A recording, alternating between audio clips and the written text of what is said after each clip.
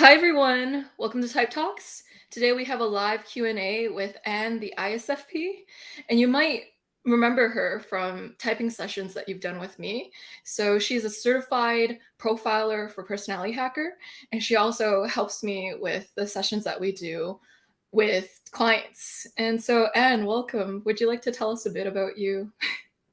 Yeah, so I'm an ISFP, obviously. I'm also Enneagram 4, and I recently found out for sure that I'm a social 4, so it's been interesting diving into that. In terms of like me and my life outside of typology, or inside it as well, but yeah, my life in general. I'm from the UK, have lived there all my life. Live with my husband and cat, live in the south of England. We're going to be moving to somewhere nice in the countryside this year, so I'm excited about that. Trying to think like what else to say about me. And she has a poetry book that is linked below if you want to check it out. Yeah. So like, yeah, hobbies and stuff. Like, I like writing and reading poetry, but I don't do it as much as like I should. I get a bit lazy with it. What else do I do? Yeah, I like being like fairly active. I like walking, running, sometimes mountain biking. Yeah, I love painting, films. Yeah, trying to think if there's anything else to say about me. I don't know. If stuff comes up, I'll say. All wonderful things. And so, Anne, how is it like to lead with introverted feeling as the dominant function of the ISFP? Yeah, so I had this experience that I thought was like kind of uniquely mine, but like a lot of FPs keep like mirroring this back to me. And it's like when you're a child, you're very like innocent and curious and I don't know, wear your heart on your sleeve and you're just like into whatever you're into and you're very like either ambivalent or positive towards the world more than it is to you. And yeah, I kind of had the experience of like being like that and then the world telling me like, you know, that's not okay. That kind of thing. Joyce, I know we're live. I just saw your note about me fidgeting, making a noise. Yeah, I'm always fidgeting. That's probably SE, so maybe we'll talk about that in a minute. Yeah, what else is it like to lead with FI? So I don't relate to like being really staunch about my values and like feeling like everybody should live by them and stuff, which is what, you know, some like really assertive forms of FI can be seen to be like. But at the same time, like every time I do something that goes against my conscience or doesn't feel right to me on some kind of level, or I don't know, there's different conflicting desires and wants and stuff within, and I go with the wrong one.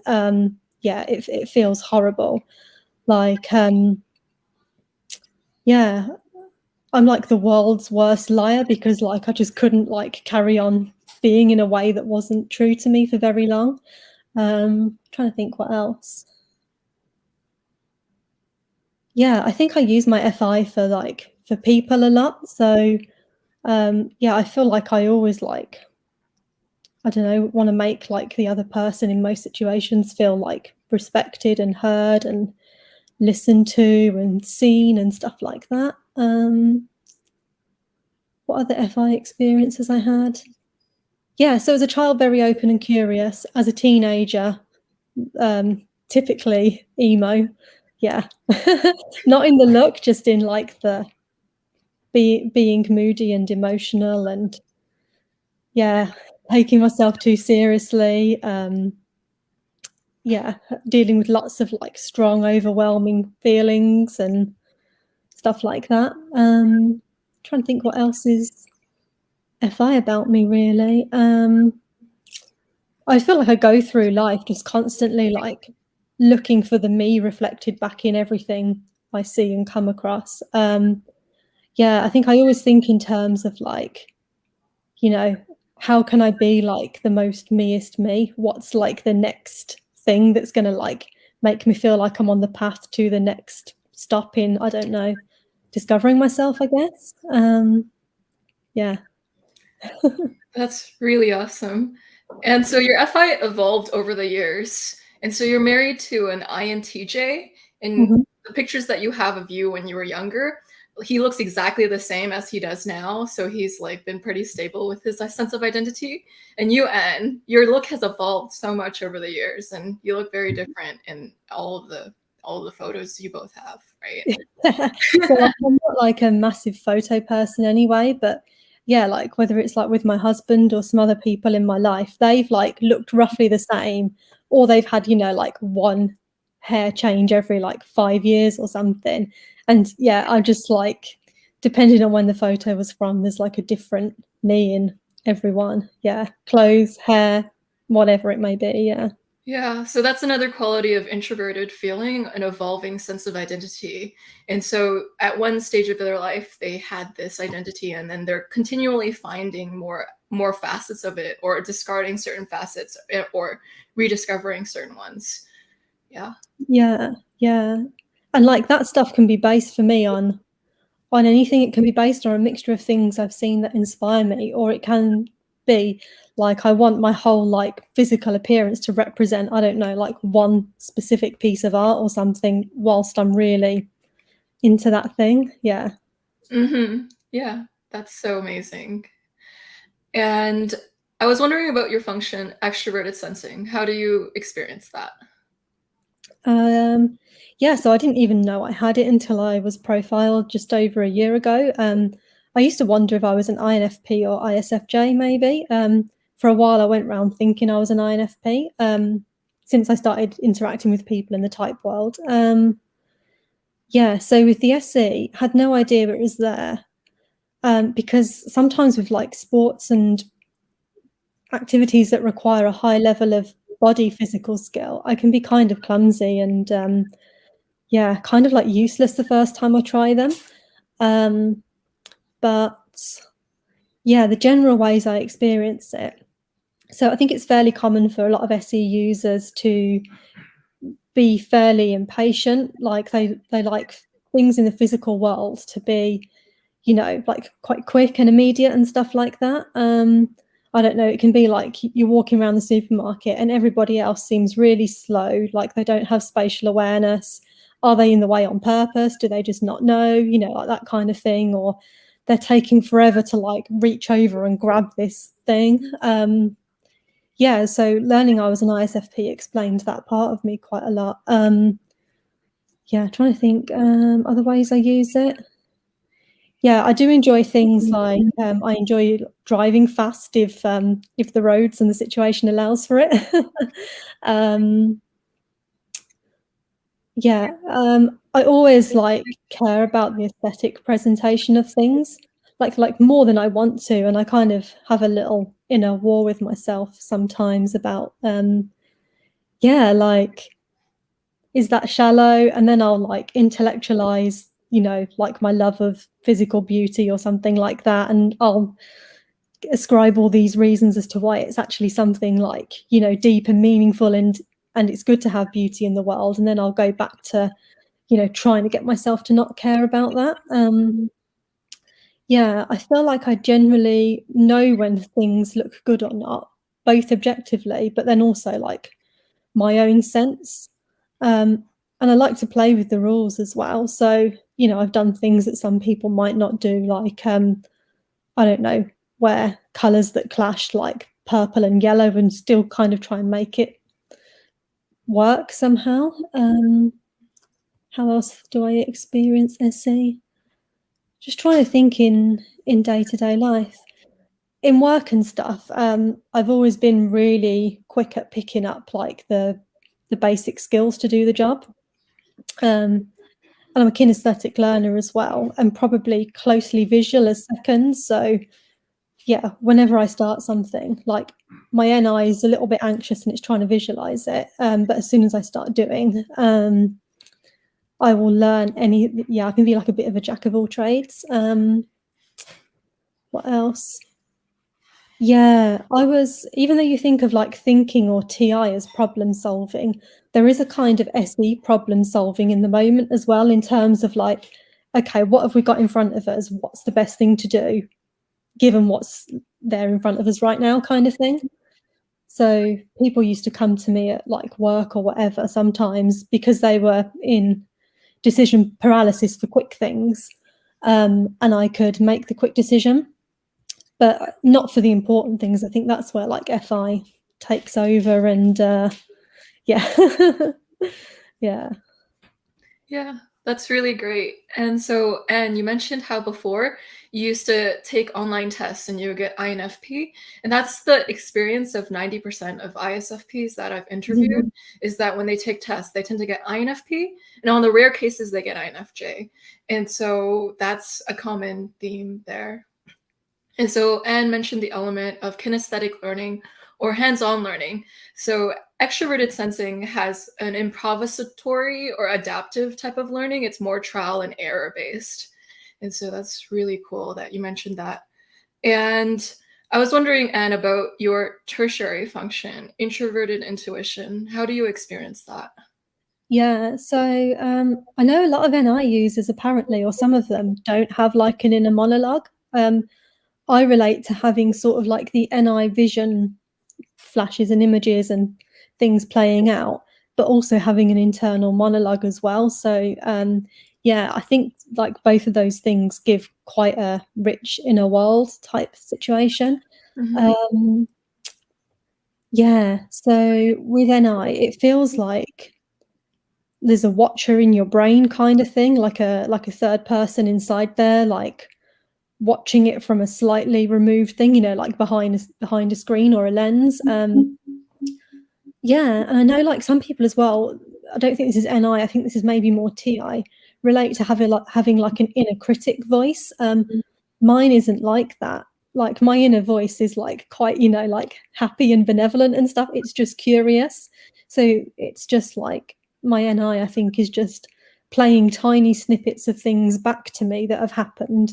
That's just completely random. I don't know what's going to come up. So it's not more like SI where it like will sort through and go back and play something, which is what I've heard people say that does. It's like random things of something that's happened play in my head for like a split second, and then it will connect with something else, and then I'll like come to this understanding or realization or something that I didn't before. It's like having conversations with myself in my brain, and it's almost like a higher, more understanding, better version of myself is having a conversation with the self that like was in the situation before and didn't have that insight and perspective. um how else do I experience NI? Yeah, I think I experience it quite viscerally, and I think this could be SE and FI as well. But like sometimes if I get an idea for something coming out of the blue and like, you know, it's a good one for me or whatever, yeah, I can like feel like goosebumps on my skin and an adrenaline rush and stuff. What else? It definitely makes me like think things through sometimes, I will say. So not all the time, but I think sometimes even when I'm being impulsive, if I really pay attention, that watcher is there. But this time they're not just completely benevolent. They're a bit like, are you sure you want to do that? Like, are you going to be happy with this in like, I guess it could be FI as well, but you're going to be happy with this in like 3 days time, you know, that kind of thing. I'm trying to think what else. I don't know, I've thought about this stuff so much and like my brain just goes blank. Yeah, But it'll come out throughout the interview as well. And so we will get shortly to the questions. I have one more question for Anne, and then we will head to all of your wonderful ideas on the side chat. And so my last question for you, Anne, before we start on the live Q&A is, how do you experience your aspirational function, TE, extroverted thinking? yeah, so I think when I was younger, I never would have known I was TE inferior because, yeah, probably from the age of like maybe like 16, 17. So I didn't have much money growing up. My family was like quite poor, and I basically that meant that I had to work if I wanted, you know, clothes, makeup, you know, to go out underage drinking or whatever the thing was. And yeah, so I was a workaholic, so I used to like, after school or college, I would work like I think one point I had 3 jobs as well as like college and stuff. But I guess it was like maybe like TE and SE gave me, I don't know, the drive to do that. When I settled down into working life, yeah, how did TE come up? I'm okay with in the moment organization, but I'm terrible if somebody says, can you like plan out this whole project and make sure that like we know exactly what we need here, how much time each thing's going to take, stuff like that. That's, it would stress me out if someone said I had to think about that. And also I would be, yeah, completely wrong on like what each little thing needs, apart from maybe 1 or 2 niche things that like I've got the flavour for. But I find that maybe it's having SE and TE. If it's something like, so I've done like inbox management, like managing an inbox for a company. And that's like, prioritizing, okay, which emails need attention first? Where does that one go? What shall we do to help this person get the answer they need and stuff? Because it's all moment to moment and you're not managing the organization out long term. Yeah, I find I'm like pretty good at stuff like that. Yeah, I think, yeah, with work, I haven't always known like when to cut it off. So yeah, sometimes just to get the job done, I would like overwork myself. Yeah, like people used to call me a workaholic in my previous jobs. Trying to think how else. And then more personally, when it's like FIs getting triggered and stuff like that, it can show up as yeah, I guess like the things we've talked about before, like yeah, being explosive in temper and stuff when something's been like really grinding or triggered your FI. So it might be like needing to like shout, slam something, throw something. Yeah, like I used to have this thing where every time I just couldn't break the pattern. So every time I had a bad day at work, if it was just like a general bad day, like I just worked myself too hard, I used to come home, the housework wouldn't be done because I was so tired from putting all of my judger T-ness into work. So the housework would then bother me, whereas on a normal day it wouldn't. And I would do things like, what I would call aggressive vacuuming or aggressive dishwasher stacking. And it'd literally be like slamming things in there. Yeah. Because like, it's like, oh, I've had a bad day and now like there's all this shit which I haven't sorted out and now I care. Yeah. Yeah. I wonder if the TE hammer is where FPs get their reputation for being slightly moody sometimes. Because sometimes I notice like their moods will shift and it'll change how they act on and externally, and it's quite sometimes interesting to see. I find sometimes like I'm just like there'll just be this moment of like flare of impatience and anger at something situational, and then it will just be immediately gone. That can happen throughout the day. Mm-hmm. Yeah. Yeah. You have a question? And so, hi, Anne. This viewer is asking, I was wondering how you feel about the descriptions of ISFPs. Yeah, in general, they don't like hit the mark. Like I don't like them. So, well, I don't like them. It's just like hard can be hard to relate. I feel like now I've looked at my functions really well. There's most ISFP descriptions I can relate to on some level, but where most of them get it wrong, the underlying theme seems to be that they presume that an ISFP is going to like 1, love their SE, and 2, have like spent time developing it consciously. Yeah, I think there's loads of subtle unconscious ways you use SE, even for the most NI heavy ISFP. They just maybe don't know it because that was my experience. I'm trying to think what else. Yeah, similar to the SE thing, a lot of the descriptions don't nail how strong NI is for a lot of ISFPs.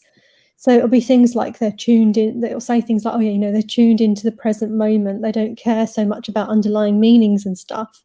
But even ESFPs, that probably doesn't quite do it justice. So yeah, that's pretty inaccurate. Yeah. I don't know, apart from that, yeah, I just don't like that because it just sends out the wrong thing, and it made it really hard for me to know I was an ISFP, yeah. Yeah, that's why ISFPs at the beginning of their type journey, almost all of them think they're INFPs because the SE description of the ISFP is too strong. It's almost like describing an SE dominant like an ESTP or an ESFP, but people with SE in the auxiliary spot don't relate to it as much. Yeah, and I think what some descriptions nail is the experimental and quick learning side of NE, but SE actually shares that in common with NE. So yeah, that was one of the reasons I mistyped myself, because rather than just being good at physical things, when I was a kid, I just used to like mess with things. So yeah, on a personality hacker call recently, actually, like the monthly Q&A they have for their profiler training students, I mentioned how I used to do things like, so one day my dad was like painting a wall, like whitewashing it, and he was really busy and going to be doing that for hours, and I was just, you know, to hang around and play and stuff. What he didn't know was that another wall out of his sight, I was painting with a paint that I'd made myself out of mud and blackberries from a bush. So it was this browny purple sludge. And yeah, so that's kind of, yeah, that's either SE or like a perceiver child type thing, because I was just going off, you know, trying something out. Yeah. That's a really good thing to mention, how extroverted intuition and extroverted sensing share a lot of qualities in common. And that's beautiful that you mentioned it. And so the next question is, what fictional characters do you relate to most? Heart. Oh, I like the heart. That's nice. Um, so one of the fictional characters I relate to a lot in terms of like the feelings, but not the way they act, is Anne of Green Gables. So that was one of my favourite, like that book series is one of my favourites when I was little. And I am in love with the Netflix adaptation. They ended it and I'm really sad. But yeah, like there's a scene in it, and I think this happens in the book as well, where like one of the local neighbours meets Anne for the first time and like is like basically mean to her about her red hair and her attitude and stuff. And she has this explosive TEFI thing where she basically starts crying and screams that she hates them and storms upstairs. And even if I didn't always physically do that, that was the feeling. I related to that a lot. What else? What's her name? I think it's Catherine Morland from Northanger Abbey, the Jane Austen novel. So I don't know like who knows that, but yeah, she's like this girl who like meets some friends when she's out doing the Victorian lady socializing and stuff, and yeah, she ends up staying with them in like this in their house, which is like this creepy old abbey, and she starts projecting you know, reading into what happened there because the family's unhappy, and projecting like these imaginary stories and stuff onto it and making out that the family are the way they are in like a really gruesome way. So I think that was very good, like, yeah, NI. I think that character is ISFP, I would say. I'm trying to think what else. Are there any other fictional characters I relate to? None are coming to mind. Yeah. For sure. No problem at all. And so Kevin says hi. Hi, Kevin. And are you a perfectionist? And If I care is probably the short answer to that. But the longer answer is well, kind of the same. Yeah, it depends. Like if I'm really in perfectionist mode, yeah, I can pour like hours into things and it can never be right and stuff. But sometimes if I don't care, especially with like, you know, taking care of like sensory day-to-day tasks and stuff like that, I can just be really slapdash and just try and get the thing over with as quickly as possible, like housework or something. Yeah. cool. And so it depends. So a quality of FI, people who lead with introverted feeling, or just FPs in general, is that they can do things if their heart is in it, But if their heart's not in it, it gets really hard to complete certain things. It becomes drudgery. And I notice a lot of people like who have FP preferences or they're FI heavy will go like, if my heart's not in it, it's really hard to finish. And so they might like feel a lessening of passion for it if they don't care about it. I'm not sure if I put it into the correct words, and you can expand on that too if you'd like. Yeah, I think that makes sense. I think even with like some of the things that my heart's not in, like I want to care, like it because if it's like, I don't know, a responsibility or even something that a better part of me is saying, oh, you need to do this, this is good for you. But if I don't want to do it, yeah. No. So true. And do you ever draw a blank when people ask the question that puts you on the spot? How do you overcome this? Yeah, if like I really want to be seen as like being able to answer the question, that can be tough. If someone's asked a question and it's just like it's made me draw a blank, as in they've asked like a weird or difficult question. Yeah, not so much. I think yeah, like I learned to be comfortable with silences there, but I guess it all depends on yeah, like what's happening in the situation. But I would say in general, actually, when I thought I was an INFP, I thought I was like a really like bad INFP because I could see how easily and quickly they could explain their intuition and stuff, and I always felt less than because of that. So other than things like that, yeah, sometimes when I'm around like MPs, they're so good at verbalizing things. Yeah, judges and extroverts a bit more in general, and I'm just like, yeah, I wish I had that. Yeah. Cool beans. And so, what is your favorite roller coaster? From Coasters for Life. Oh, that made me smile because like a coaster is like what you like put tea on as well, right? So they're literally opposite things. But I'm guessing that's not what they mean. My favorite roller coaster. It's been such a long time since I've been on one. I like them though, yeah. And yeah, this is like an SE thing I never realized. I think anyone can like roller coasters, but yeah, I used to like being the adrenaline and the thrill of being scared of them and stuff like that. Yeah, we have some good theme parks in the UK, so yeah, I can't remember the names. Oh, there's one called I think it's called Oblivion at Alton Towers, and basically, like it does a climb, and then it's got like this like black hole that it hangs you over, and it like makes you think it's going to let you go and stuff like that, and says like things to freak you out, like don't look down and that kind of stuff, and then plunges you in. Yeah, that was pretty good. Yes, the fear and the adrenaline rush. 10 out of 10. And the next question is, do you find any commonalities with ISTP via the SE-NI relationship? Yeah, yeah, my brother's an ISTP, and one of my friends who's like probably like one of my husband's closest friends in the world is like an ISTP as well. Yeah, I'm trying to think what is it about them that is in common. So yeah, I think we have the same sort of tertiary NI challenges. The feeling of, so I didn't mention this earlier, but like the feeling of like being watched. And I think you're watching people thinking that they're watching you, which is like a weird thing, because if you just stop watching them and stop thinking about it, you probably won't like be like that so much. But I've noticed they share that as well.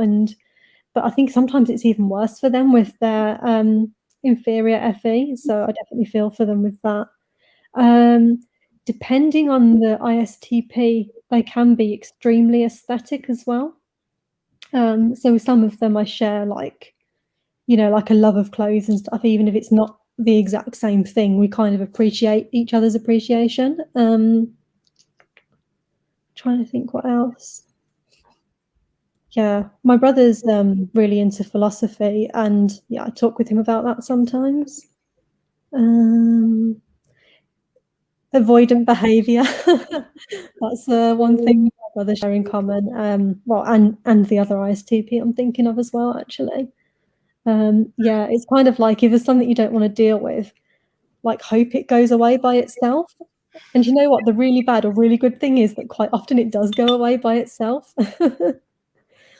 Yeah. Yeah, with the SENI of ISTPs and ISFPs, a story I hear often is if there's a stressful event, you can't really think beyond that stressful event. It's like that is the most salient point in your mind now, and you're not really NIing forward from that. Would you like to expand a little bit on that in case I may have butchered that? Yeah, it's almost like because if like any would be the seventh function, right? So it's almost like you're blinded off to other possibilities, like while that's there, you can't sort of see beyond and you can't always see around and stuff either. I'm trying to think if I've got like a specific example where that's happened. Yeah. It's also because extroverted sensing is a very immediate function. So it focuses more on tomorrow, today, and yesterday, and then everything else becomes a blur because it's not as recent or immediate. My current theory now is that extroverted functions have a recency bias. So if you know about recency bias, it means that the most salient things on your mind are the most recent. So there's a present tense connotation to extroverted functions. And so that means FE, TE, SE, NE all have a little bit of a recency bias. And so SE has a recency bias with reality. So it's like, all right, I know this stressful thing is coming up right in advance. So I can't really like think beyond that because it's almost like tomorrow's problems are for tomorrow's me. And right now is me. And so to not compound the stress, it's like, you know what, I'm not going to think about it until it comes. I'm going to actually like seriously think about it. So it starts to create like maybe a slight avoidance. Yeah. I hope I explained it okay. I don't even think that's not even conscious for me, I think. But yeah, I know I've done and do it, I would say. But yeah, I can't think of any specifics. Definitely. And so what do you want to be known for? This is so deep. This I like smaller audience is so great. I'm really enjoying the questions. Good job, everyone. Yeah, what do I want to be known for? Yeah, so like I've kind of been thinking about something along those lines because I'm thinking like, what's the next thing I'm working on and what's like the next, current to next bit of my life going to look like? And one of the things that's like come up for me is to try and not be avoidant of like community and group situations and being part of something collective that's bigger than myself. Because I've tended to just like go against those, or if I've joined in organizations and stuff, like I used to be like a Girl Scout type thing when I was younger, like I was kind of clueless and didn't really know like how to like behave or integrate myself within them. So yeah, I think like to flip that question around, I don't want to be somebody that just lives like a completely isolated life. I want to like know how to like handle myself a bit better in group situations. So I want to be known as somebody, I guess, who makes a bit of effort with that in spite of it. That's just known to the people in my life, though. And I guess like the type community. I'm trying to think what else. Yeah, what do I want to be known for? I think right now, I don't think I want to necessarily be known for anything. Like I just want to try and be a better human for like myself and the people in my life. Yeah. That's applaudable. And so DJ asks, I've how got to do do you it though, that's the thing. yeah. How do I relate to ESTP? Lol. I'm wondering why the lol's there. Because he's an ESTP and he finds it funny. I wondered if that could be the situation. Yeah. Do I even know any ESTPs? I don't know any. But yeah, there's obviously like the SE thing. And also, we profiled somebody as an ESTP ages ago, and it was really interesting hearing her SE and the NI activities that she was doing, but devoid of the FI. So that was like a point where it was really different. But yeah, I don't know. Yeah, ESTPs being FI blind is funny, I guess, for ISFPs. And so, how do you overcome a lack of motivation as an ISFP? ISFJ here with an ISFP sister. I'd love to help. Yeah, it depends what I'm feeling demotivated in. If it's like a lack of motivation in general to do the things that you want to do in life because, I don't know, you feel it's overwhelming or you feel it's too much or you feel you can't go about getting the things that you want yourself, that's probably like the most horrible. And I think for that, you just have to like with me, there's been times when I've just kind of like let myself sit in it for a while and then try and like, I don't know, make myself do things when I've really been in that feeling too long. But when it's like day-to-day responsibilities and things that I don't want to do, yeah, that's what I experience like the most, because when I'm in a good place, the things I want to do, I'm motivated to do, so a lot of the time it just kind of happens. But when it's responsibilities and stuff or something I don't like, I try and like, I don't know, blend something that I do like into it. So if it's housework, I'll like, listen to a podcast or some music or something like that. Yeah, like I don't know. I'm really bad at giving advice. I'm just trying to think.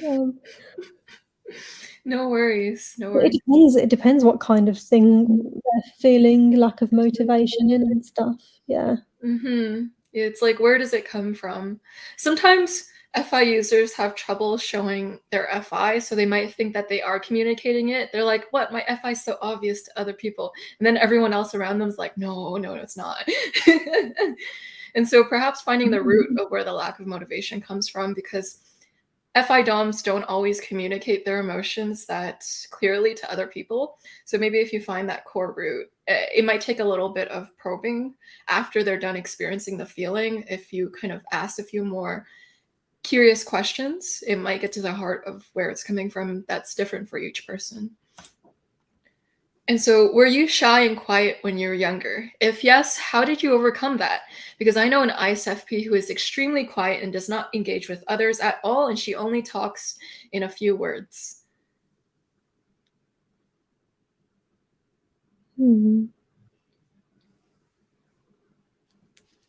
Yeah. So that's like, yeah, that was painful when I was younger. I I feel like it's constant work to still overcome it for me. It's like I don't know, like if you're a runner and you don't regularly run, you start losing your running lungs, and your muscles and stuff after a while. So it's kind of like the same with socializing for me. Because trying to think. Yeah, so like when I was a kid, sometimes like I would be out and about, like with my parents or something, would see like a kid I knew from school, and my mum would be like, "Oh yeah, yeah, go say hi to them." And if I didn't want to say hi, either because I didn't want to or I was just feeling really awkward, I couldn't just make myself go and do it and go and put on like a happy face and stuff. Yeah, I think the answer for me is put myself in uncomfortable situations anyway. Um, Very similar to the advice that is given to INFPs out there, which is to do things that scare them, that challenge them, that push them outside of their comfort zone. For me, so when I thought I was an INFP, I followed that advice and it worked for me the same, being a different type. Because again, I guess because you have got a perceiving function as your second one, like even though it feels scary to get into it sometimes, there is a kind of sense of like, oh, that wasn't that bad when you do push yourself out there. So yeah, like even just doing this, like I was really scared before, and that's one of the reasons that So like I'm doing it. About the ISFP who's quiet and only talks in a few words.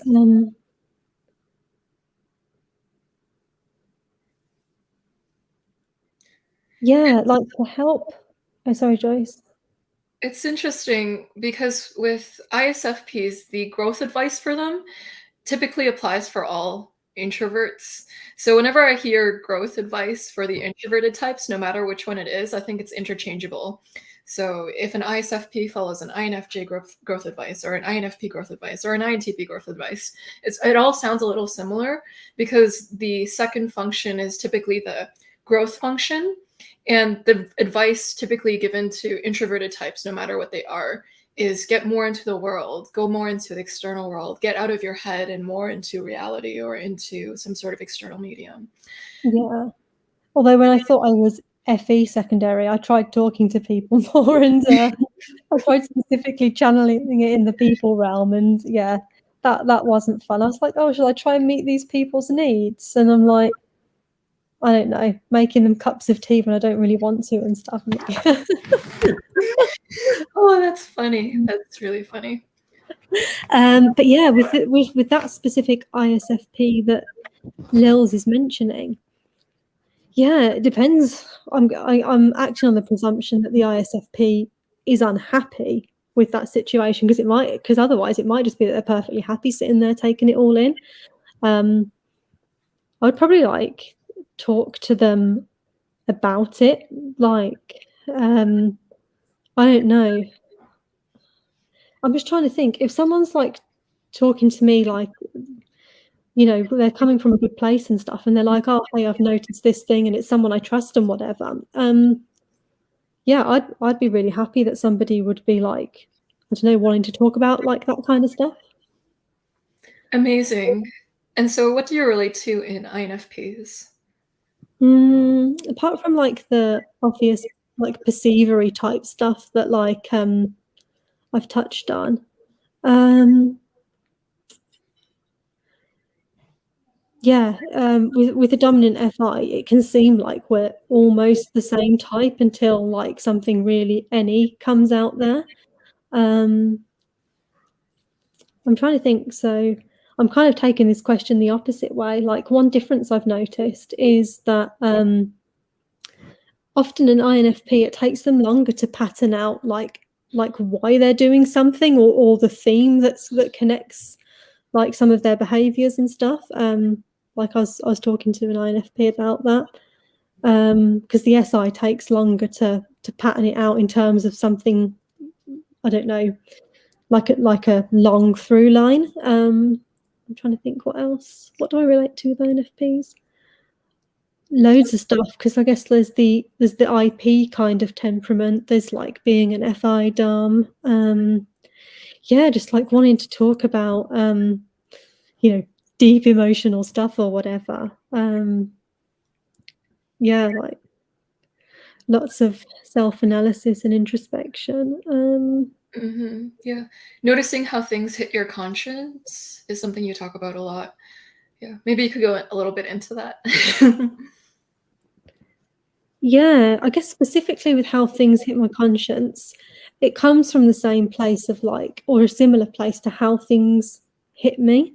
So I guess if it's like, I don't know, keys on a piano or something, it's like you've got like that system behind what the keys are running, and you know when something's being struck in a certain way or not. And that's the same for conscience with me.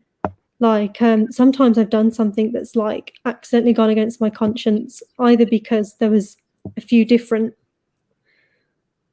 things I wanted to do in the situation, I picked the unhealthy or wrong option, or I didn't have enough information at the time, and then I realized a consequence that hit my conscience. And yeah, I don't know, it's like you can feel it physically register your body inside. And even though SE is more kinesthetic like that, I think that's like quite common with like dominant FI anyway, or even all high FI. Mm-hmm. It's like it physically strikes you inside. Yeah. Yeah. FI can be equated to visceral preferences, unless they're a type 9 in the Enneagram. That makes it awkward because then sometimes they have difficulty telling their feelings. But if they're not a type 9, typically FI has very visceral feelings that can actually show up in physical symptoms sometimes. With my ENFP best friend, I once made her so angry that she got shingles from it. And shingles is something you only get when you're like 40. But the thing is, like, she felt so strongly. And like FI feels down to its bone marrow, feels down to its nerves. So sometimes it's more linked to feeling so much you get sick from it. For some people, I've heard. Yeah. Yeah, I made a mistake at work once, which meant that, well, it was kind of my mistake, kind of like some other people's as well, which meant that like someone wasn't going to get paid the amount they were supposed to at work. And then when I realized my part in that and that there was something else I could have done, yeah, I felt like it literally felt like someone had kicked me in the stomach. That's how it hit me when that piece of, I think I opened an email like reading like what had happened, and it was just like fuck, yeah. Absolutely. And so, what is your relationship with autonomy? Yeah, I was like really unconscious to the fact that how autonomous I was until I learned more about type and stuff. So one thing I learned that with people that lead with um, internal judging function is that they will unconsciously make decisions for themselves by themselves without consulting people a lot. So I didn't even know I was doing that. Whereas, yeah, I don't relate to unless the decision involves somebody else and I want to respect their autonomy. Or there's the odd situation sometimes, especially with someone close to you, where like you don't feel good about it, the situation, unless you both feel good about it. But that's, yeah, more few and far between. So, yeah, I think I get it a lot. I think sometimes I will either go without something or go a long way round of getting it just so I don't have to, like, involve anybody else, which, yeah, probably isn't the smartest thing to do, but it works. Things that should be that I see, that should only have my input, yeah, I generally don't want other people's input. I am trying to be, like, more open-minded and stuff there, but yeah. Mm-hmm. With some FI users, there's an element of creative control because sometimes FI has a creative vision that it sees things that, like, it feels that it wants things to be almost. It's like, this is how I envision it to be. It's kind of like your baby when certain FI users do things. And so sometimes they might want autonomy because they have a very, like, FI way of wanting to aestheticize it or create it. And so there can be some sort of TE, like the extroverted thinking is going to want some sort of creative control over the project or something. That makes any sense. Yeah, yeah. I would say though, like, I don't know if it's learned or I think it was kind of natural. If the decision should be like a few people's, like it's, I don't know, like it affects several people equally, I'll know how I feel about it, but I won't put that onto anybody. Like I will let them have their share of what they need to make a decision about as well. Mm-hmm. Absolutely. And so Paul asks, hello, Anne and Joyce, of course. What's your experience with overthinking? Are you prone to excessive rumination and analysis, or do you find it relatively easy to move towards action? Paul has a tiny, tiny kitten in his picture. That's really cute. Aw. Let's have a think.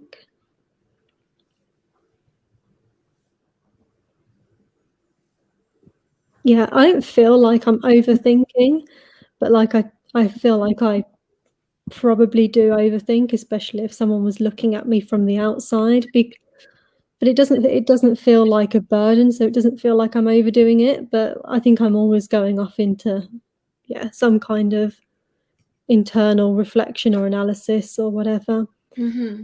Yeah, I know a lot of people think of overthinking as sometimes like, too much pre-thinking and worrying about how something's going to go down. That can happen a bit as well. Um, Yeah, moving towards action, how easy do I find it?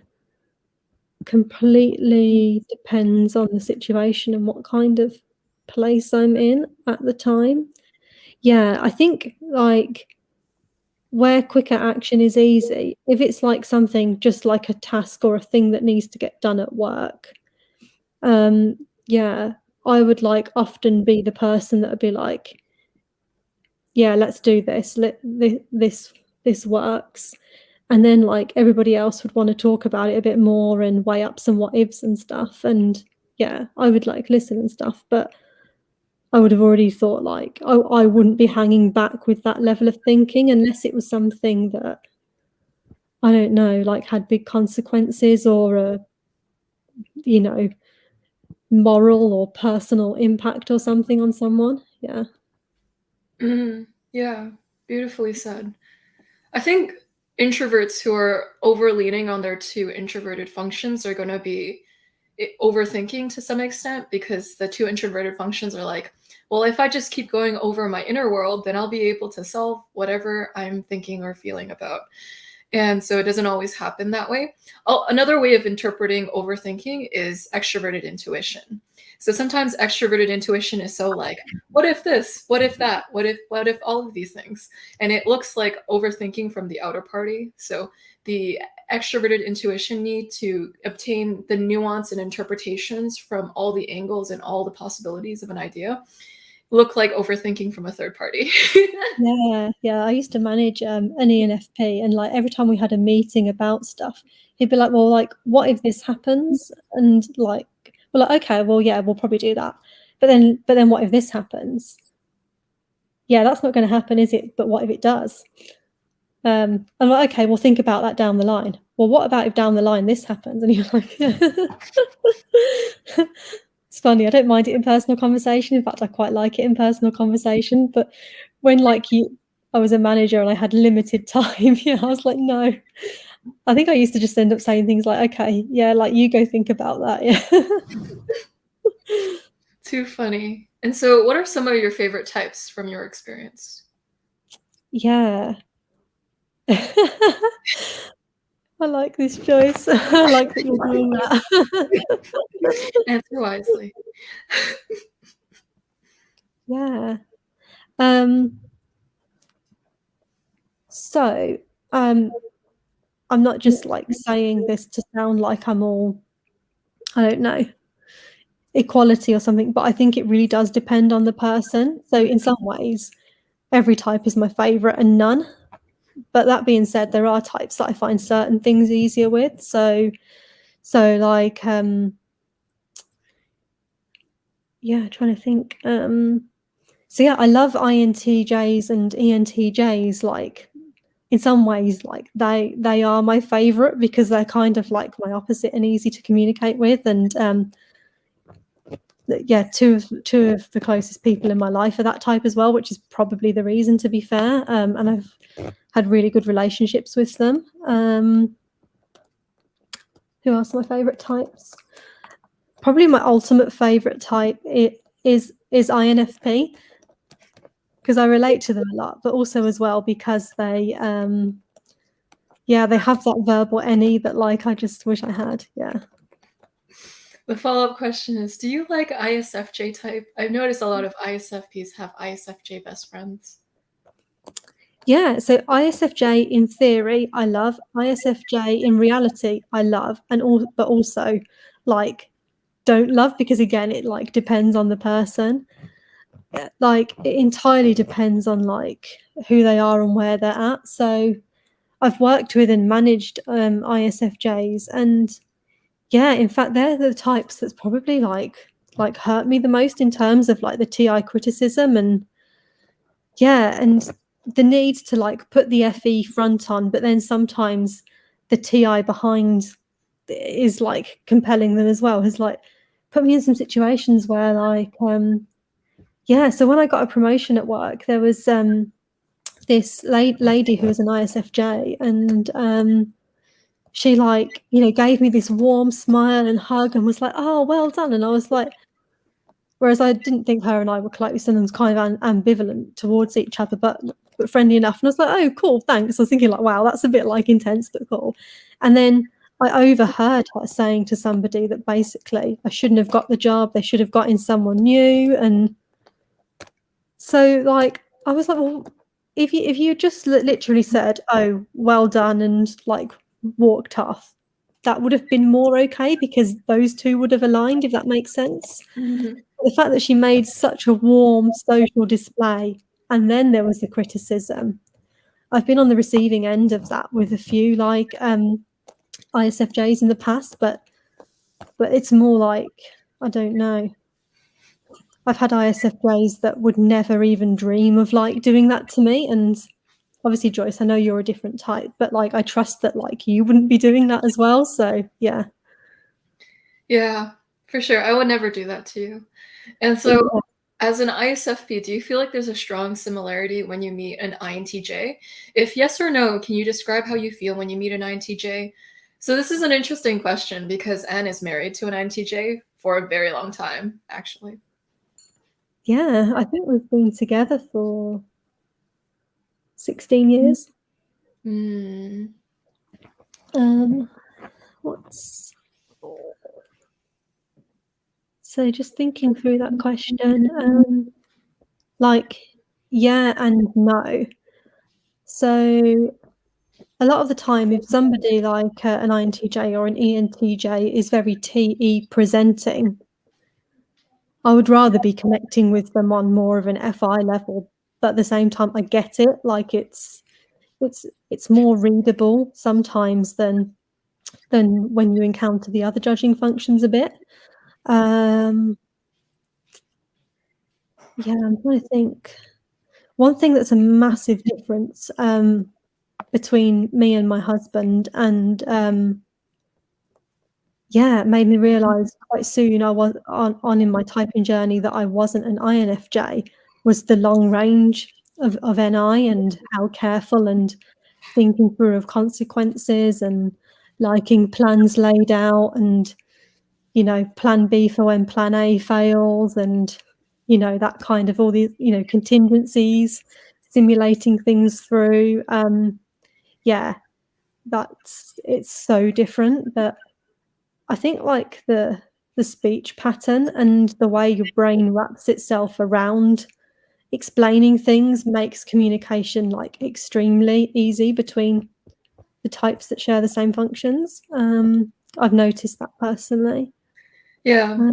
But yeah, I normally like really like INTJs and Mhm. normally feel good when I meet them. Yeah. Who calculates the finances in the relationship? Not me. It's the INTJ. The Yeah. T higher up that's keeping track of the finances. Yeah. Mhm. Yeah. Here are some of the differences too between ISFP and INTJ. So the ISFP has higher up extroverted sensing, so it'll result in more spontaneous behavior. So when I'm having typing sessions with Anne, she'll sometimes beforehand be throwing up like duct tape in the air, and then like she'll like it's a kind of SE kind of kinesthetically holding something and playing with it, and then trying to have a slight adrenaline rush through like kind of like seeing if it'll go somewhere, and then it'll kind of like poop. I mean, sorry, fall on the floor, and then the INTJ looks at her and is like, "What are you doing?" And like, well, It was funny because at the start of this video, like Joyce, you dropped me a note saying like, "Anne, you're clicking your pen." And what I was actually doing was just doing that with like two of my rings. Just yeah. Sometimes it's conscious, but most of the time it's not. Yeah. yeah. So with the ISFP, you'll see more casual behavior, whereas the INTJ is like, "Why are you doing that?" Yeah. I've noticed from our profiling sessions though, some of them sit really still, like an They INTJ do. would. Yeah, it's interesting. hmm And so, does your family see your strong FI as being difficult or stubborn? No, because I'm not normally like that. And it's like a soft and quiet insistence on doing things my way. I'm trying to think of like some standout examples. Oh yeah, so like when we were like house hunting recently, an ISTJ in our lives. Like, so basically we found this house and I fell in love with it as soon as I saw it. And yeah, I felt like extremely like emotionally connected to it, was, you know, simulating out living there and what I would do with each of the rooms and stuff in my mind. And, you know, we were a week away from visiting it and I stopped looking at other houses and stuff on the internet. And yeah, and an ISTJ that's like close to us was like, yeah, but like, you know, you're going to be sensible and open-minded and stuff, and you know, be like reasonable about it and stuff. And I was like, no, I'm not looking at any other houses. And then like they said it one more time. Said, yeah, like, yeah, but you are going to like be open to other options and stuff if you need to be. And I just stopped talking because I was like, yeah. I Mhm. think that must have been seen as a bit like I'd gone all in on like one thing then. Yeah, the other big thing where I was probably stubborn or difficult was yeah, when we got married, I had an idea for like how I wanted the color scheme and certain things to look. But it turned out that it was like really hard to get some things in that color scheme or that would go with it, like my husband's suit. And at one point, it was looking like I was going to have to change it, and I really didn't want to. I just couldn't agree to change the color scheme. I know it sounds silly, but I was just really attached to it looking a certain way. Mhm. Um, and we managed to like, well, yeah, I think we just basically thought around it, and I thought of something that my husband could wear that wasn't a normal suit. It was like a black tie kind of thing, and that complemented it, and I still got the color scheme that I wanted. So yeah. Mhm. Yeah. That goes by creative FITE creative control that I was talking about before. So Anne had a specific color scheme that she wanted, and it's like uncompromising because it's kind of attached to how aesthetically it would turn out. And so the TE is like, no, no, no, I want to stick with this one because it looks the best. Yeah, that's not Mhm. normal for me though. I really do. Like, this is one of the things that made me used to think maybe I was like an ISFJ or a type that was like, you know, known for being more accommodating, was I try not to like be doubled down and stuck there if like I don't need to be.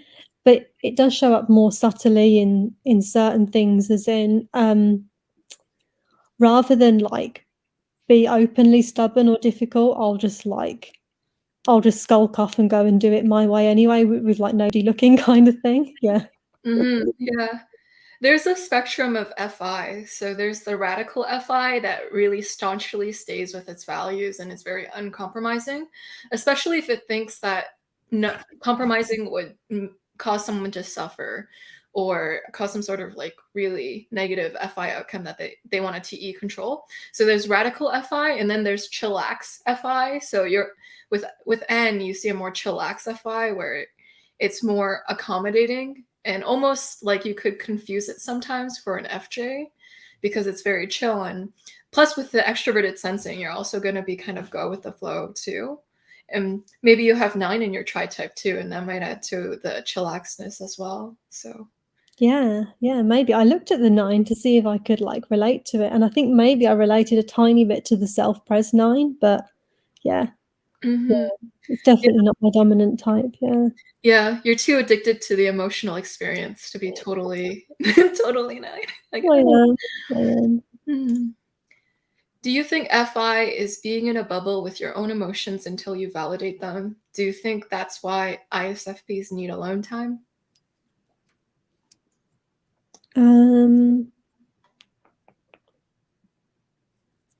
yeah, I'm trying to like think that through properly. Kind of yes for me, I would say, but I think it's like FI, NI analysis. And but yeah, you are FI controlling that situation, I guess. I'm trying to think. Yeah, like Personality Hacker have talked about like you know, like FPs and you know how great like self-validation is when you learn to like do that. Yeah, and that's something I relate to. Um I think there's any other way for me to answer that. It's coming up. No worries. Yeah, I think I probably am in my own emotional bubble a lot. Yeah, I think like when I've tried to like watch myself, I'm like, yeah, I must be like in FI analysis a lot. Yeah. Yeah. I know some ISFPs. I have this one friend who will imagine how it's like to be in relationships with other people, almost not as a reality, but almost like she'll have like fantasies about how would it be like to date this other person. But it's almost like crushes that some FI users have, probably not N, but it's almost like this idealization, like, wow, that would be so nice. And just the fantasy, because FI has an emotional addiction component to it too, where, feeling the emotions is kind of like heroin injected into your veins. And so sometimes they might proactively seek those experiences within their own mind. And so you'll oftentimes find with FI users this really rich inner world because it's romanticized. It has a rose-colored lens filtered on top. And so Paul asks, I find compared to INFPs, ISFPs come across as cooler, social skills and awareness, not emotional expression. Do you find this to be your experience, even if you may not necessarily feel cool? Yeah, I would say so. I think like I admire the fact that INFPs are a little bit like less aware there, which sounds like really weird, but like it's not like a comfortable awareness. It's still very much like that, for me anyway, that IP thing of feeling outside. It just feels like, I don't know, like you see too much and you're being seen too much. So I think that probably makes you more conscious of how you act because I don't know, I didn't even realize I was doing it until I started like knowing my type. But yeah, there's like a constant like behind the scenes thing in your head, thinking like reading the person, how are they reading me? How do I need to adjust myself based on how they're reading me? But yeah, it feels like a social awkwardness and paranoia and stuff for me. And yeah, so I think I just respond and adapt to minimize the pains I kind of like feel of that. Yeah. Yeah, I think you are more physically noticing other people in terms of like their movements, their energy, the way they're acting and stuff like that. I still get the thing which I think INFPs get, which is when you feel something, it's like your own emotions then are like the loudest in the room. So yeah, it takes some extreme FI to drown out the room. It depends what room and what situation and stuff as well. What people are in it and stuff. Yeah. Mm-hmm. SCNI also generally has this vibe of chillness. It's almost like if a crisis situation comes along, it feels like you guys will be chill about it, even if that is not the case. There's just a vibrational difference. Sometimes INFPs have a less type of chill vibe of ISFPs. I don't even know how to describe it. But yeah, great question, Paul. And so the next question is, which type do you find to be the most intimidating to you? So on some level, ISFJs, and that sounds crazy, doesn't it? But that's because of like some of my experiences I've had before. Like when that TI is weaponized outward, like it, yeah, like it's like the judgment and stuff is terrifying. But like I think like now that I understand that where it comes from, and like the fact that that judgment means that they're probably judging themselves like 10 times as hard. Like plus with the fact that I think I've learned as I've got older that yeah, it's more about them than me as to why they're being that way and stuff. Because my mentality for that used to be like somebody would have to do something so bad for me to want to verbalize it to another person. So I was like, oh my God, someone doesn't like my actions so much that they're talking about it with somebody else. Like, what the hell must this person be thinking of me? Because it was just completely alien to me. But now I know that it's just part of some kind of TI scripting that's running through their brain and being used on themselves and stuff as well. I look at it a bit differently, but it still scares me. Like if I hear someone say a weaponized TI comment, it terrifies me. I was on a call with someone at work, like last year or something, and we were talking about a work-related thing, and all of a sudden she goes like, she just stops the conversation and goes, "Oh my God, that's ridiculous." And I'm like, "What have you just seen?" And what it was, she had her phone in her hand and, because we were just casually chatting about work stuff and she was just scrolling through her phone. And she'd seen a friend on Facebook who, throughout lockdown, hadn't dyed their hair. So they had like grey roots and then a colour. And basically what she was saying was like some TI judgment of like, you know, you need to dye your hair, love, kind of thing. But like, yeah, like in a really like, oh, she said something out loud to me that was like that's shocking. She shouldn't like go around like that. She needs to dye her hair. That's ridiculous. And I'm like, oh my God, yeah. Yeah, yeah. That's scary. And it's also a bit cultural too with Asian families. So I grew up in an Asian family. That's the norm. Everyone in my social circle in my family's realm is always gossiping about everyone. And so it is a type thing, but it's also a cultural thing depending on where you're coming from. And so what I'm hearing is sometimes you wonder if someone's saying something because they're polite or if they're being honest. Like, are you being warm because it's honest, or are you being warm just because it's polite and you're going to speak about me poorly behind my back? And if they're speaking poorly about you behind your back, was it so bad that they had to voice it to someone else? And it brings up all of these NI paranoia thoughts, like how bad did it have to be for you to say it to another person? Yeah. Yeah. Yeah. So Kate asks, I have a weird and funny question. Are you ticklish? If so, where and who is more ticklish? Please answer. All right. And I'm going to tickle you. She wants the answer so badly. Why do you want the answer so badly, Kate? What will that give you? Yeah, I don't think that's been put to the test recently, but yeah, like the under the arms, I guess, is like, yeah. Like if someone does that to me, it's just, yeah. I'm gone. Yeah. Please answer with 3 exclamation marks. It's so funny. Very desperate to know the answer. I'm going to tickle you for science one day then.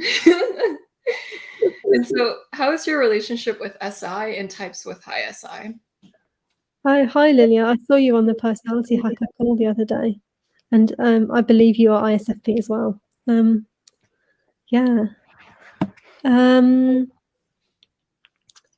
Yeah, there's parts of high SI that I love and parts that are like not like bad, but I don't know. So the things that I struggle with high SI is like, the stereotype of when somebody's like so determined to follow the process every step of the way and stuff, and you're like, no, we can just like, do this, or don't worry about that or whatever.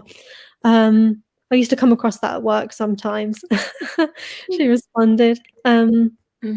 Yeah. What else? I wish I had SI so that I could like romanticize like memories of things that had happened and carry them around with me and stuff, because I think sometimes that pops up in my FI, but nowhere near like what it would for somebody who's got SI in their stack as well. Yeah, I'd love to feel like a sense of connectedness to like past and experiences. So when we got married, it was like, like the best day of my life, and it went it turned out to be everything we wanted and more. But like it was the SI people in our lives that kept it going. They were talking about the wedding after us more than we were. And it was nice that they kept it alive for us. But there's a kind of natural that like once things have passed, they tend to drop off out of your everyday thinking and feeling. Trying to think what else. Yeah, and sometimes like I find if high SI users are, I don't know, like reading out long bits of text word for word or going into really, really detailed descriptions of something, like yeah, it's not an annoyance, but it is like a communication, like, not barrier, but like, what's the word? It's a slight barrier to smooth communication because I always feel like I'm compelled to listen to them, but at the same time, my mind's like filtering through what they're saying as well. It's not as easy with somebody who's using the same functions, I think. Mm, Yeah. fascinating. Yeah. As we were talking about earlier, extroverted functions have a recency bias. So extroverted sensing sometimes has a recency bias. So if it's happened immediately, they feel it maybe more strongly. And as time passes, it's like, gone. And so SI users sometimes bring up memories that maybe like an SE user is like, oh, that passed a long time ago. It's interesting how you still hold on to it while I'm just like kind of over it. And with SE, sometimes it can cause a forgiveness in some people. So with ISFPs, there's to give an examples for viewer comprehension. There's this ISFP who I had a large fight with before, and after we were done fighting, like they completely forgot about it, and it's like no grudge, no anything. It's just like completely forgiving me, and I think it's partially due to the extroverted sensing going like, the past is done and gone. You know, all we have is the present. Yeah, we good, we good. And I'm like, it's so interesting how forgiving some ISFPs can be because of that extroverted sensing. I think it depends like where it got within your within their FI as well, because things that have like cut me really deep, and obviously that's like partly on me because it's my FI that's been triggered. But yeah, with people that have like done something like mean to me, sometimes it's actually been hard to forgive because like I think maybe anybody can do this, but like with FI, I definitely relate to the thing of like you can pull up all the emotions of how that thing hit you at the time. But yeah, that only happens with a few rare things for me. Yeah. Hmm. Do you feel like things have a special place in your heart? So when you feel them, do you ever feel like it occupies a permanent space in your heart if it reaches far enough? Mm, it might be that they do, but I don't know. I feel like probably all I feel is what I'm feeling about that thing in the moment, but maybe things that occupy a space in there is because they keep being there, if that makes sense. Yeah, yeah. That's fascinating. I've been asking this question to SFPs and NFPs and kind of thinking about the results. And when I ask it to NFPs, typically what they say is like, when someone's made it into my heart, they like stay there. It's like there's a spot carved for them in my heart. Oh, Yeah. So with yeah, okay, interesting. Maybe it's more FISI for NFPs. They're more likely to have that like permanent SI place in your heart with for them, even if yeah. yeah.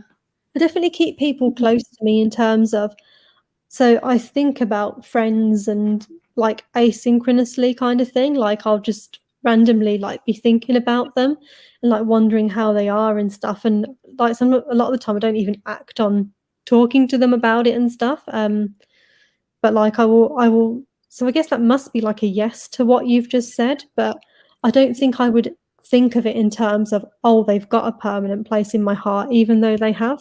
Yeah. Mhm. Yeah, fascinating. And so VS asks, if not already talked about, do you have the same source of expression, like a specific type of artistry? Yeah. So with emotional expression, poetry for sure. Um, what else? Just general expression of like the self and what I'm into and yeah, that kind of thing. Yeah, like clothes and in the past hair colors and stuff like that. Mm, yeah, like lots and all kind of things. Like I want like the kind of life I live and sometimes even the day-to-day things I do to reflect like the kind of person I am or want to be. Yeah, that's probably the Mhm. way of saying it. Yeah. Fascinating. And so Bubble Puppy asks, so cute. What does any polarness manifest in you? So that's where it's your seventh function, and you're completely blind to it, is it? It What? is, yeah, but even if you were to not know that it was a blind spot function, how would you describe your relationship to any devoid of consuming material of what it already is? Mhm. Because I think the most valuable information can get from type is to like kind of forget about what you've learned, just to unlearn it for a moment and to just speak from your experience. Because if you are correctly typed, then you telling your experience is more accurate than any reading of a book could tell you. Is my personal. Yeah. I guess, like, I would like to know more about, like, the seventh function, like, on that side of things, but just, like, the life experience. Yeah, so something I said earlier was about, how I always feel like INFPs and INTPs, are just so much better at, like, articulating their intuitive thoughts and stuff, and, like, the SI tracks all the things as well, so, like, with the SINE, they can just say and explain things so much better, yeah, I don't feel like I have dozens and dozens of ideas in the moment for things, yeah, I think when I thought I was an INFP, I feel like I can get a couple of ideas in the moment a lot of the time, so, it does feel like something's there, but it's not the same as an INFP. What else? Yeah, I think I genuinely, or generally, whichever the word is, don't see enough options and possibilities to things sometimes. Yeah, Mhm. I think that's mostly it, yeah. Another quality to NE polarness is sometimes ISFPs and ISTPs. If they don't already have a thought that they're going to say or a fully formed idea, they sometimes have nothing. So it's either I have something or I have nothing. So it's less likely for them to brainstorm something completely out of the blue, but it's more like it's either I have something or I don't type of mentality. I don't know how else to explain it. I hope I'm explaining Yeah. some semblance of it. Yeah, I find that, like, with NI, like, I pre-think things, like, even knowing this was going ahead today, just when I was, like, out walking to get some food, like, things I was gonna say started playing through my head, and you would think that that would give some kind of NI assurance of, like, "Oh, yeah, you know what you're going to say," but half the time I forget them, and I just say, like, what I think at the time anyway. But it's almost like, even though you think of NI as pre-thinking, I've noticed that, like, NPs seem like they've pre-thought stuff more because they've just thought about and looked into so much, and the SI tracks it all and the NE connects all these things. It's like they've always got something to say, and then they'll just add more to it in the moment and build on it as well, so yeah. Absolutely. Yeah. So with any polar, it results in sometimes a slowing down when brainstorming sessions happen. So when you have like an ISFP or an ISTP in a brainstorming session, they may not be as fluent as an NE user would be with brainstorming. You'll notice sometimes that divide. And when they brainstorm thoughts, it's typically fully thought through. So the way that NE polarness can show up in an ISFP is I've heard Azure Psych put it this way. So with NE users, it can load up to 5% and they'll just keep brainstorming the rest like 95% as they go. Whereas an NI, yeah, with an introverted intuition user on the other hand, they have to fully load it up to 100 before they kind of explain. So there's more of a fully baked idea. So introverted intuition or all introverted functions are fully baked and all extroverted functions are a little half baked and then they're kind of volleyballing it with the outer world to then process the rest of the cooking. If that makes sense. Yeah, I like that. Yeah, I've never heard it explained like that before. I like that, yeah. And so Max asks, and what weaknesses do you find you most wish you could improve? Um,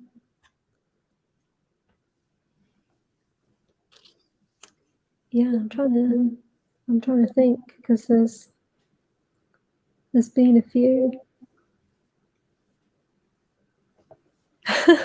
I feel like I used to think about my weaknesses and stuff all the time, and what stuff I was working on and improving. Yeah, following the last point, I've gone blank in the moment. But what's the weakness I wish I could most improve?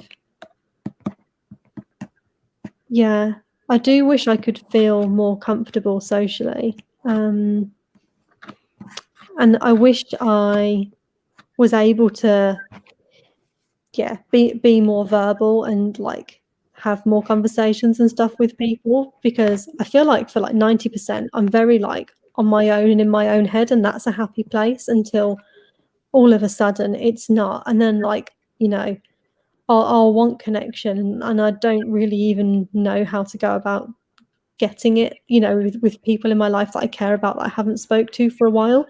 And then when you do end up talking to them, quite often it turns out that it's you just pick up where you left off before. But it's difficult, especially since COVID, I think, because I'm not so good when I'm not physically with somebody as well. So I'd love to be that person that just can talk to somebody on the phone for hours and never run out of things to say, but I am not that person. So That's also an E-polar too. So with ISFPs, sometimes they have more difficulty with continuing on conversations, and ISTPs too. I notice sometimes with some of them, you'll have really short replies. So a man of few words is typically an ISTP type of thing, whereas with an E-polar, sometimes the conversational topics will dwindle down and go oh, I don't know what to talk about anymore. So that might be the improvement spot for some ISFPs and some ISTPs. Whereas with extroverted intuition, the more you talk about, the more possibilities you generate. So you're oh, well, now that we talked about that, we can also talk about this that's associated with that, and that's associated with that, and that's associated with that. And so they have an association palace almost. And so with NE higher up people or stronger people will have an easier time with this constant connection and constant conversation generation off of those. Even it might turn into meandering because they can think of those topics so much. On the other hand, contrary to I would love an NE palace. Yeah. if only, right? Yeah. Why are SFPs associated with self-expression? So I think this is kind of both the theory answer and it plays out really. Obviously I can't talk for them all, but it's because FI struggles to verbally communicate the FI stuff directly in plain language. It's got to be romanticized through a story, worked through theories and models sometimes, turned into art, expressed in some non-direct way. It's it's got to have a degree of abstraction and reflection in there, I guess. Yeah. Yeah. FI tends to be associated with narratives, and TI tends to be associated with thoughts. And so something like FI sometimes may try to portray through its self-expression through an artistic medium may be an FI narrative that's harder to convey through just words. Because FI is known as a languageless function. And so it'll have a harder time trying to explain its feelings. It's almost like when you feel so strongly down to your bone marrow, it becomes even harder to explain something that almost feels so common sense to your heart. And so sometimes the only medium that can capture maybe a sliver of it is artistic mediums. It may not even nothing can fully capture the complexity of FI. But some things can give you whiffs of it. So I don't even know if I did it justice. Maybe I just yeah. You can always amend anything I say in. Yeah, I was just trying to think about how that sounds for me.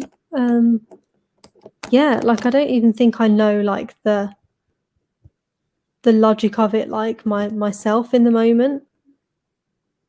Like sometimes it's like I don't even know where it's coming from, but you have a sense of what it is.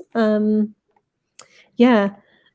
Sometimes I do feel though it gets to a point with a certain point in the processing where I could talk about it, you know, directly like an FE person would.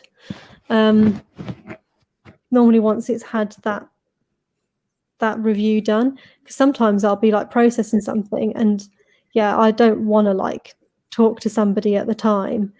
Yeah, it's like recently I was like feeling like really down about not having been in touch with my friends and stuff enough recently, and you know, lots of different feelings about that going on.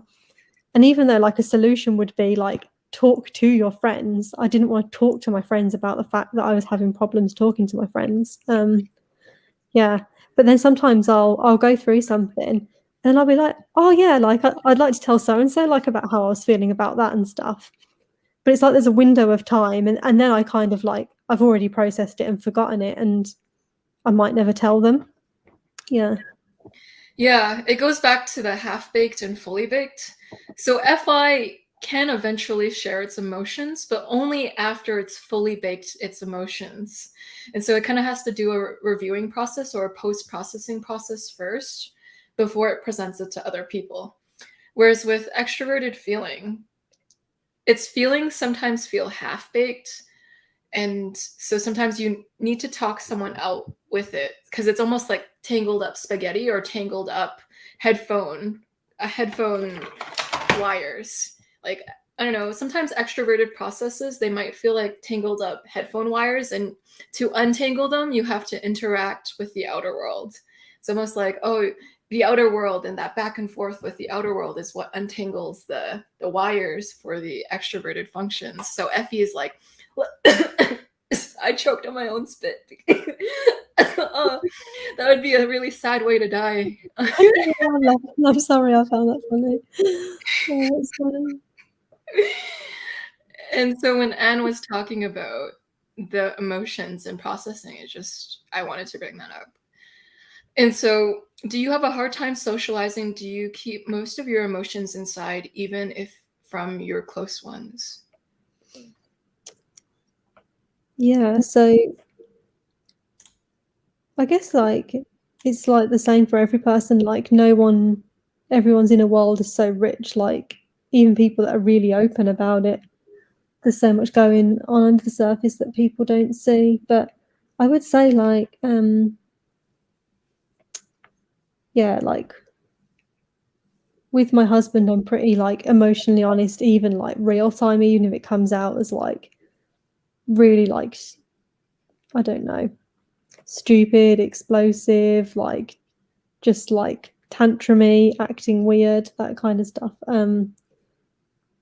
Yeah. But yeah, it's funny because when I've been in like work situations, we even did like typology type kind of tests, but not MBTI at work. And you know, people like would have thought I was like an ISTJ or something because like I wouldn't emotionally like reveal much of anything to like just people at work or whatever.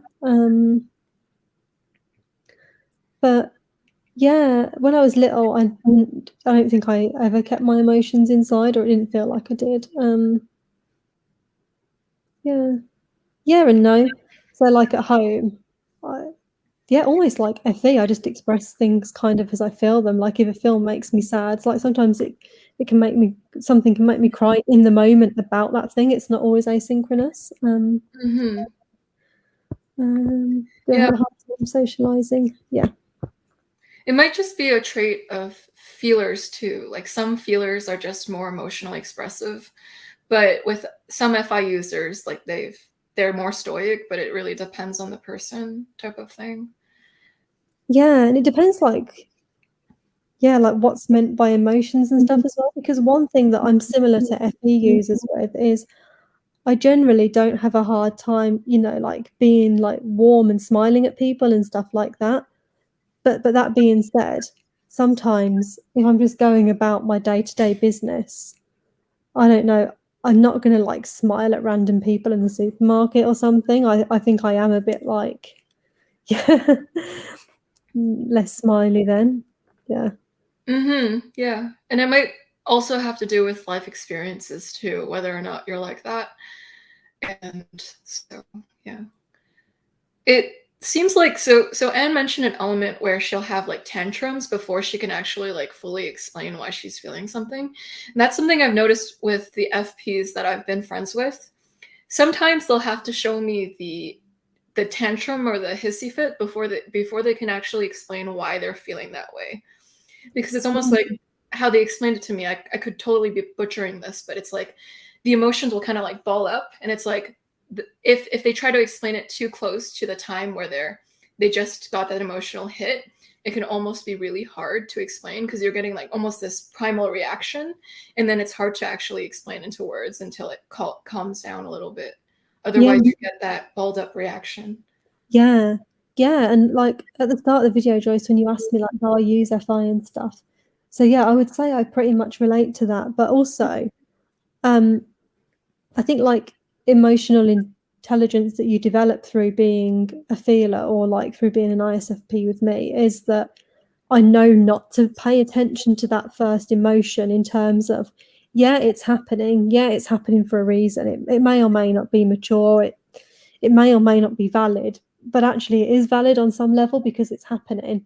But actually, do I make decisions from that place? And do I communicate to people from that place? No. There's situations where the pure raw emotion that's coming out as your first reaction or instinct, sometimes that's needed. Like,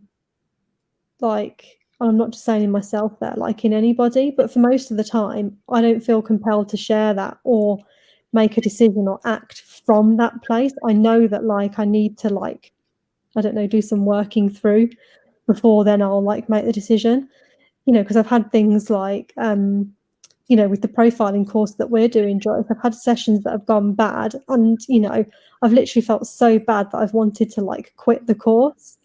And obviously, if I acted from that initial place, you know, I'd be saying God knows what to God knows what person, quitting things left, right, and centre. It's, you know, it just wouldn't be a good way to go through life for me. But yeah. Absolutely. And so, as an ISFP, do you think your NI and TE usage are equally good, or in what ways do you think your TE might be weaker than your NI? Oh wow, I haven't thought about that question in exactly that kind of like way before. Yeah.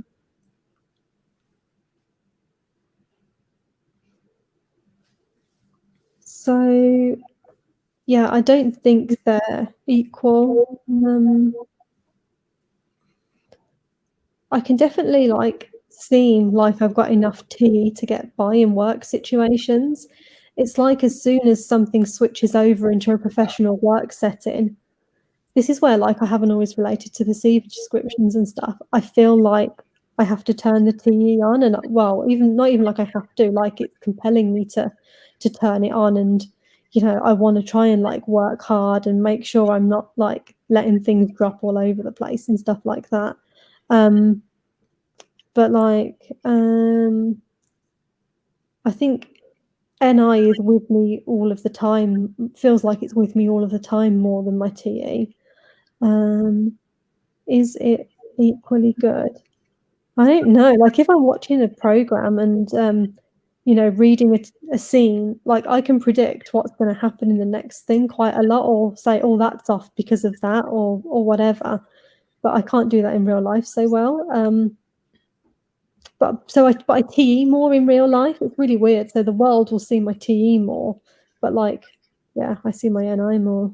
Yeah, but yeah, Absolutely.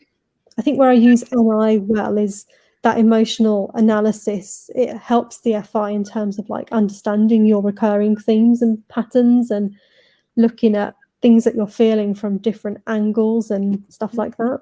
Yeah. Absolutely. There are also environmental factors that affect how the functions show up. So for N and other people who have had parents who are TE DOMs or strong with their TE, you'll notice that even like TE aspirational people, so INFPs or ISFPs, can have slightly better TE for multitude of reasons. Like they could be an Enneagram type 3, like have a stronger wing with that on that Enneagram, or they could have parents or close people who use TE very well. And so you're going to see maybe an ISFP with better TE than you'd expect. Or in the workforce, they've been forced to develop that. And so we all use all 8 functions, and sometimes the environment around us really impacts the strength of how that shows up. So just to, let everyone know that perhaps. And so do you feel like your emotional state is affected by the weather than others? For example, if it's sunny or warm, will you feel happy and good? And if it's gray and cold, will you feel more depressed? Yeah. It makes me smile because, I literally have this thing where I'm really sensitive to, like, if there's a storm brewing, like, it will give me a headache and I can, like yeah, I can feel, like, the storm coming in my body. It's, like, really I guess that's very SENI, but sometimes I want it to be grey and cold, so it makes me happy, uh,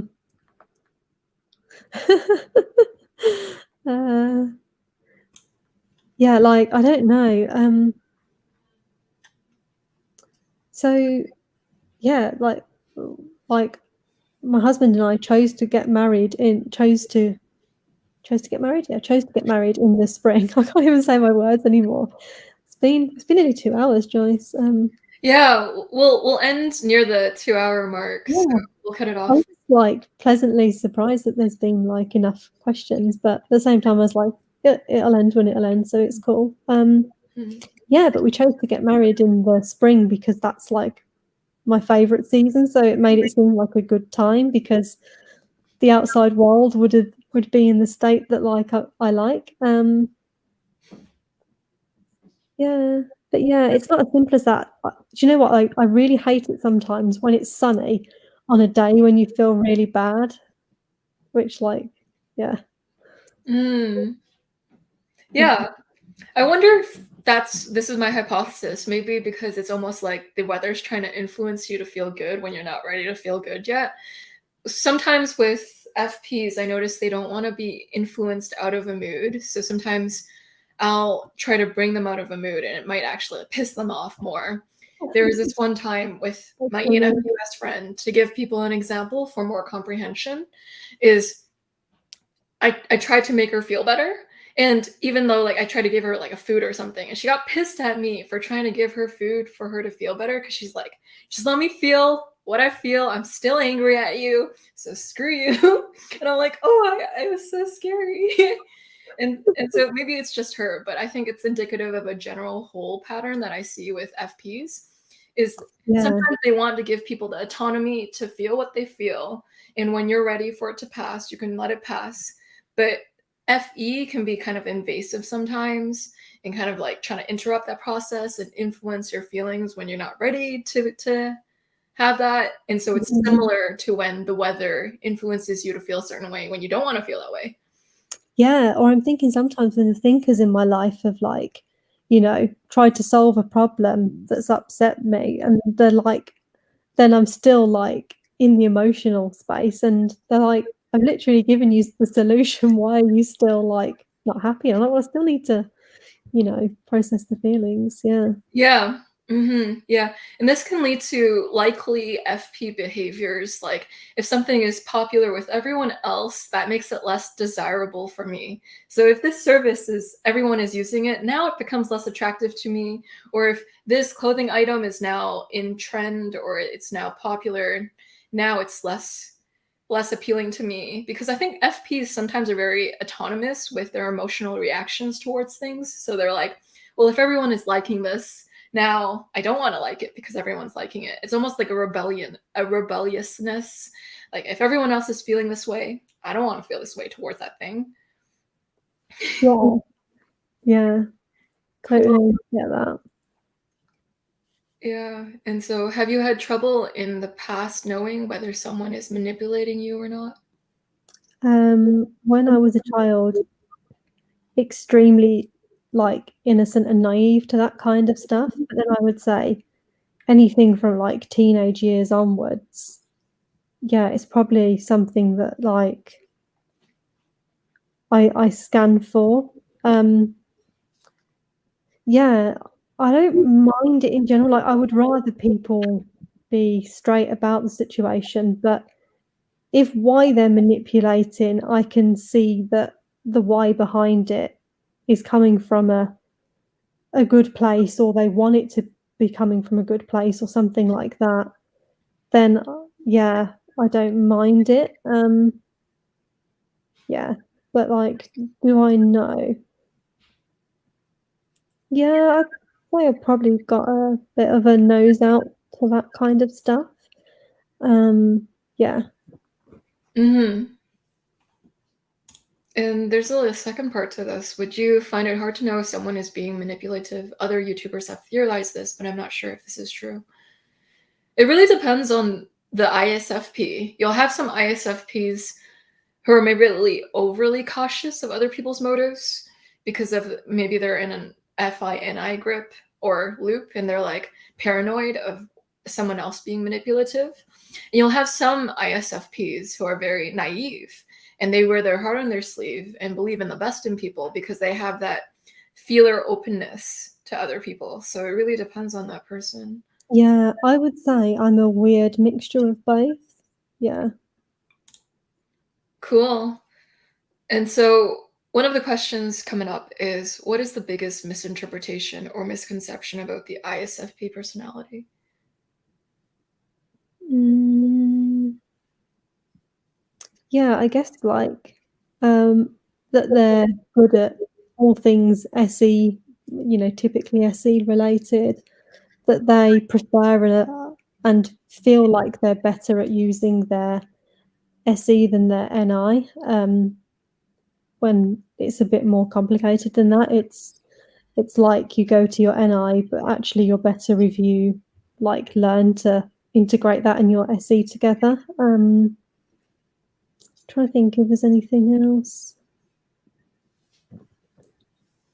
Yeah, that they're really in touch with their body and stuff, like, that's, like, growth work for me. Yeah, what else? Um,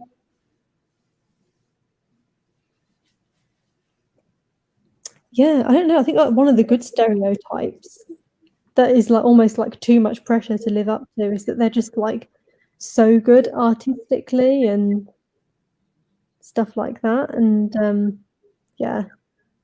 Mhm. Yeah. So the extroverted sensing in the ISFP profile is what's the most throw off E. So it's the SE isn't always that strong in ISFPs. They might actually be more in their head, in their NI for a long period of time. And it's more of a growth step for a lot of them to get into their extroverted sensing more. And it's actually very helpful and very healthy for them to get more in their SE. But yeah. SE isn't all sports or roller coasters or diving out of a sky plane. Wait, no, that's not a word, but you get what I'm saying. And so extroverted sensing can show up in more subtle ways for ISFPs. So they might be a little more experimenty with how they do things in smaller ways. And that's more of the typical experience of ISFPs. Sometimes how extroverted sensing shows up in the auxiliary spot is not thinking much about the future. So that type of relationship. So, Anne, what is your relationship with the future before we close off? I'd just like to know that. What's my 10-year plan? Yeah. What's your 10-year Yeah, plan, Anne? yeah. Yeah, I think, like, sometimes I think I want things for the future, but if I actually think, "What can I see?" Like, it kind of goes fuzzy and vague, like, I get glimpses. Where my NI really kicks in is if I get, like, I know something's gonna happen or there's a chance something could happen, then, like, the NI starts simulating it out. Other than that, sometimes I get hunches or glimpses, like where the world's going, the underlying things behind something, but Mhm. nowhere near like a higher NI user, not at all. Yeah. Cool. Um, yeah. Yeah. We're gonna entertain 2 questions real quick, and the panel will be dimming down to a close. And so I heard ISFPs can be helpful and can be mistaken as FE because of the helpfulness. I'm not sure. I also heard ISFP help or don't help people depending on their mood. I doubt that, but is it true? It's pretty complicated. So it really depends on the ISFP in this case. Let's say like maybe an ISFP was raised by an FE user or someone who's really strong with their extroverted judging process. So both TE and FE help people, but in different ways. TE is more of a helping people in an impersonal, functional way, but also like sensing preference. People also do that. But FE tends to help people by directly transforming your mood or uplifting like your emotions. But if someone like an ISFP grows up with people with those preferences, it can create a more confusing case because now the ISFP might have grown the skill of using something that looks like FE when it's not. So I don't know. I believe that FI users can be compassionate and empathetic too in their own way, maybe different than an FE user would be, but it's still there in my opinion. Virtue is not connected to type. So you can have a very virtuous FI user and you can have a very unvirtuous FI user who's not empathetic. It really depends on the person. And so ISFPs are actually affiliative. So in Kiersey temperaments, I believe, they share the affiliativeness of general, maybe feeling types tend to be more on the affiliative side. And so it might look like FE because there are some ISFPs who enjoy the emotional component that can start to blend in, share qualities with extroverted feeling. Yeah, but and I'll let you answer. Sorry, my sermon Mhm. there. No, I was just like listening, and you've got like all these, Joyce thoughts coming out. It's good. Yeah, my Mm, TI daggers. yeah. Um, One thing I noticed I had is like an SE responsiveness to situations in the environment, so that can look helpful as well. Yeah, I'm trying to think like I always feel like if someone came to me that I knew that like wanted help from me, I always feel like I would want to help them or to want to help them. But the reality is, like, people don't really come to me. And my husband and I have got a close friend who's an INFJ, and yeah, it's the opposite for him. People just come up to him and like start talking to him about their problems, their life, and stuff like that. And he has people like thinking that they're closer to him than they really are, and all of that kind of thing. So, Mhm. and I just don't really get that. So I think I must naturally or accidentally, incidentally, however you want to put it, just give off those vibes, like not unkind, but yeah, I think people can probably read on some level whether you're somebody who's like a bit more in on yourself or whether you're somebody who gets so much from helping people, maybe. But Yeah. yeah, like like I think it's more reserved for the people close to me in my life, and I guess it depends what the thing is and where I'm at the time and stuff. But I feel like I would want to help somebody. I Mhm. know one of the things that was said though is that you can tell a difference between an FE and an FI user sometimes because when pushed to their limit, if they're an introvert, will they stand up for themselves or somebody else in a situation? And I used to pre-think that one, and I used to always think, do you know what? I think I would stand up for the other person until I found myself in situations where like I've been on work calls where like one where like someone threw me and my team under the bus, like verbally on a call. And in fact, no, they threw me verbally on under the bus. And before I even knew what was happening, my mouth just started opening and sticking up for myself. And like my brain was thinking, like, what are you doing here? Why are you talking up? Like I was on a call with like 15, 20 people, didn't know who those people were. Just yeah. just started basically saying, no, you're not representing like my part in the situation accurately at all. I've done this, this, and this, da, da, da, you know. I was like, where did that come from? So yeah. Yeah.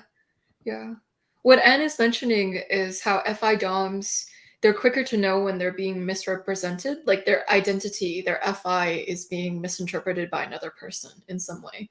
So they're quicker to maybe throw out a TE correction about their identity. It's like, no, I'm more like this than that, because they spend so much time thinking about who am I and who do I want to be, that they know when someone else is misconveying that sometimes. And so quicker than an F user would notice or even care, theoretically.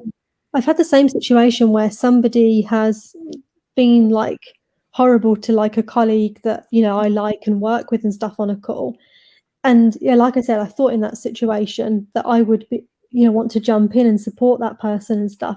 But typically what I've done is just let the two of them talk it out and just thought, well, you know, if someone needs my input or whatever, they'll ask me. And I've just kind of sat there, not know. And for all I knew, the other person could have been wanting me to like chime in and stuff. But yeah. Yeah. Interesting. Yeah. And we were talking about empathy a little earlier, and I wonder if it's also maybe attached to more NF temperament people would relate to it. I've had so many ENFP friends in my lifespan, and there's a common element where they'll talk to me and say, Joyce, do you ever have people just approach you on the street and kind of like tell you their life problems, or like think that you're someone that they can totally open up to? And I was like, huh. So it's a problem that also, like, I've heard a lot of ENFPs bring up time and time again. People just want to open up with them. Maybe like NFs, they kind of want to absorb the sorrows and the joys of the world like an emotional sponge, even if they may not particularly be FE too. That is my TI proposition. Yeah, it's Yeah. interesting. So just food for thought. Yeah. And so thank you everyone for coming out and asking your beautiful, wonderful questions in the live chat. I'm thinking I might do more individual interviews like this because it leaves room for this deep, profound question asking in the live chat. And also that we can go through all of your questions. Because when I do huge panels, I notice that I only get to 1/10 of the questions. But when I do one-on-one interviews, we are able to get through all of them. Almost. So I'm sorry for the last few. We couldn't answer them. But yeah, thank you. Thank you for the wonderfully engaging commentary, both from Anne and people in the live chat. I really appreciate Anne your help with the typing sessions that we do.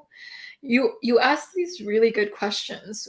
Whenever I profile with people with a higher up preference for SE or NE, I notice they're able to ask very spontaneous in the moment questions that they're just thinking up. And so you add a newness to each session because you never ask the same questions. Typically, you're always asking evolving questions. So your questions evolve with the sessions. Just to realize that you regularly ask the same questions. Yeah. I didn't even like realize. And then I was like, hang on. Oh yeah, Joyce keeps asking this one. Yeah. Yeah, when I profile with people with higher up NI or SI, they always ask the same questions. Like when I profile with Denzel, he's asking literally the same questions, but refined each time. And Oh when I wow. profile with an SE higher up or any higher up person, it's always them trying out new questions. And I'm like, this is beautiful. This is so related to type. I'm like, it's so hilarious.